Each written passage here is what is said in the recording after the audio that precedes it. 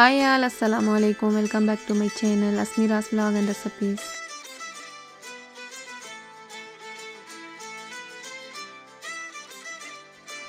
எல்லாரும் எப்படி இருக்கீங்க? நல்லா இருக்கீங்களா? நாங்களும் நல்லா இருக்கோம் அல்ஹம்துலில்லாஹ். இன்னைக்கு நான் காலையிலேருந்து சாயந்தரம் வரைக்கும் எடுத்த vlog தான் உங்ககிட்ட அப்டேட் பண்ணியிருக்கேன். டே இன் மை லைஃப் vlog மாதிரி தான் இந்த vlog-ஐ வந்து நான் அப்டேட் பண்ணியிருக்கேன். ஃபஸ்ட்டு காலையில் பிரேக்ஃபாஸ்ட் ரெடி பண்ணுறதோட நான் அந்த வீடியோ எடுக்க ஸ்டார்ட் பண்ணேன். பாப்பா வந்து எழுப்பி விட்டுட்டு ஸ்கூலுக்கு ரெடி பண்ணணும். அன்றைக்கி பிரேக்ஃபாஸ்ட்க்கு ஆப்பமும் தேங்காய் பாலும் தான் ரெடி பண்ணியிருந்தேன். அது கூடவே எக்குமே வந்து நான் வந்து பாயில் பண்ணி வச்சுக்கிட்டேன் பாப்பாவுக்கு ஸ்கூலுக்கு கொடுத்து விட்றதுக்கு. அன்றைக்கி பாப்பாவுக்கு வந்து சப்பாத்தி, நாட்டு சக்கரை, அப்புறம் எக்கு வச்சு பாயில் பண்ண எக் வச்சு வச்சுட்டேன்.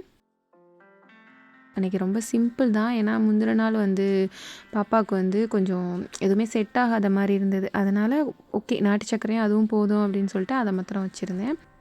பாப்பா ஸ்கூலுக்கு அனுப்புனதோட பிரேக்ஃபாஸ்ட்லாம் முடிச்சுட்டு நான் அந்த கிச்சன் க்ளீனிங் ஒர்க் இருந்தது.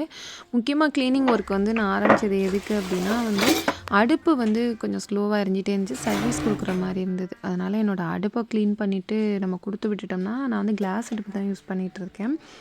அது வந்து கொடுத்து விட்டுறலாம் சர்வீஸ்க்குன்னு சொல்லிட்டு. ஃபஸ்ட்லாம் நல்லா தான் இருந்துச்சு. ஒரு 2 நாள் 3 நாள் தான் நல்லா இருந்துச்சு. அதுக்கப்புறம் என்னன்னே தெரியல, அதில் ஒரு ஏதோ மாதிரி ஸ்லோவாக எரிய ஆரம்பிச்சிருச்சு.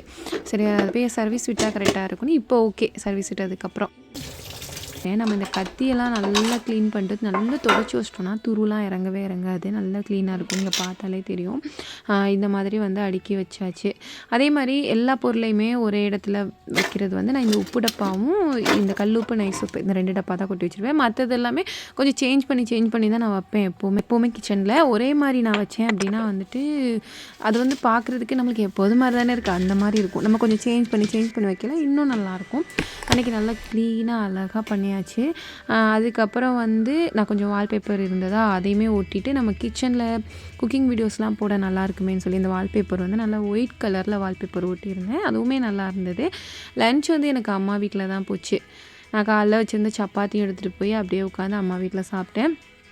அப்புறம் வீட்டுக்கு வந்ததோட கொஞ்சம் இந்த ஃப்ரிட்ஜு மேலே இருக்கிற கவரில் வந்து டஸ்ட்டு இருக்கிறத விட அதிகமாக டஸ்ட்டுலாம் கிடையாது. ஏன்னா நான் அப்பப்போ வந்து மேல் டாப்பில் வந்து க்ளீன் பண்ணிகிட்டே இருப்பேன். ஆனால் வந்து நிறையா பாப்பாவோட திங்ஸை வந்து அள்ளி வச்சுருந்தேன். ஃபுல்லாக வந்து பாப்பாவோட திங்ஸ் தான் எல்லாமே. பார்த்தாலே தெரியும் இந்த வீடியோவில். நல்லா வந்து குச்சி அது இது அப்புறம் பென்சில் இது எல்லாத்தையுமே அள்ளி போட்டு வச்சுருந்தேன். அது எல்லாமே க்ளீன் பண்ணிட்டேன்.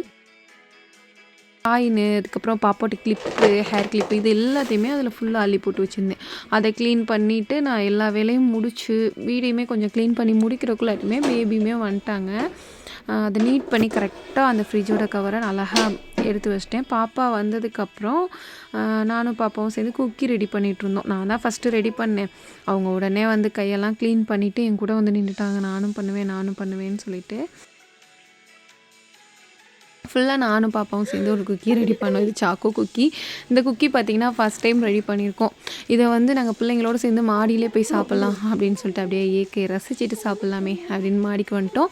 அங்கே வந்து மாடியில் பார்த்திங்கன்னா செம்மையாக இருக்கும். அந்த கிளைமேட் ரொம்ப சூப்பராக இருக்கும்.